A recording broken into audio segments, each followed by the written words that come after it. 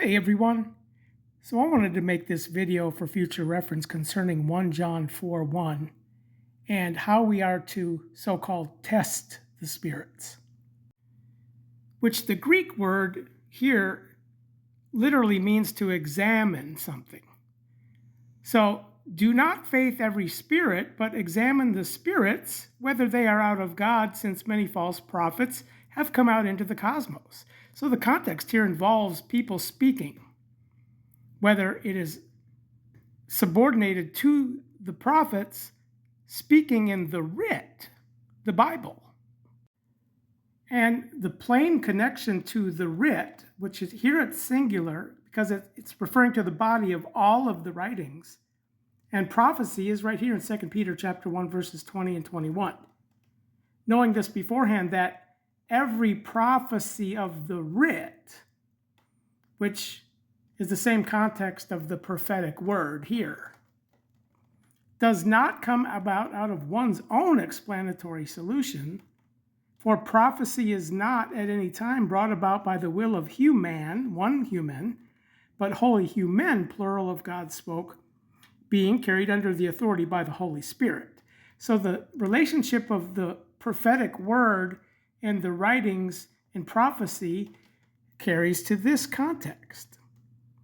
So we are all able to prophesy, speak in the writings, but our speaking has to be subordinated to the prophets, which the writ was carried to us through holy human, not words of our own explanatory solution.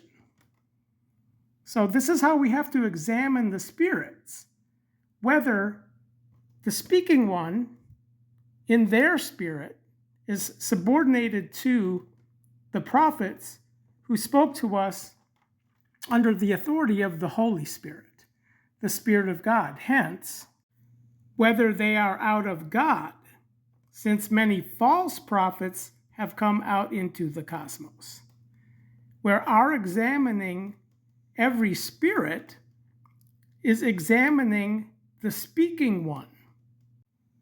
When Paul says in 1 Corinthians 14:12, thus you also, because you are zealots concerning the spirits, this is referring to each one in his spirit. Seek for the dwell building of the outcalled, the church, that you may abound therein. Or if we back up to 1 Corinthians 2:11, we read how Paul speaks of the human spirit perceives all those of the human except the spirit of the human, and then the Spirit of God. So if we're animated by the Spirit of God, taught of the Spirit of God, 2 verses later here, prophesying as subordinated to the prophets, speaking in the writs,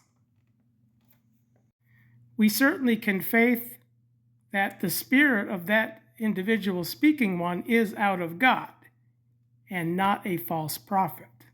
But we have to also understand that if the speaking one is not aligning with the writings, they could potentially be a false prophet or in error.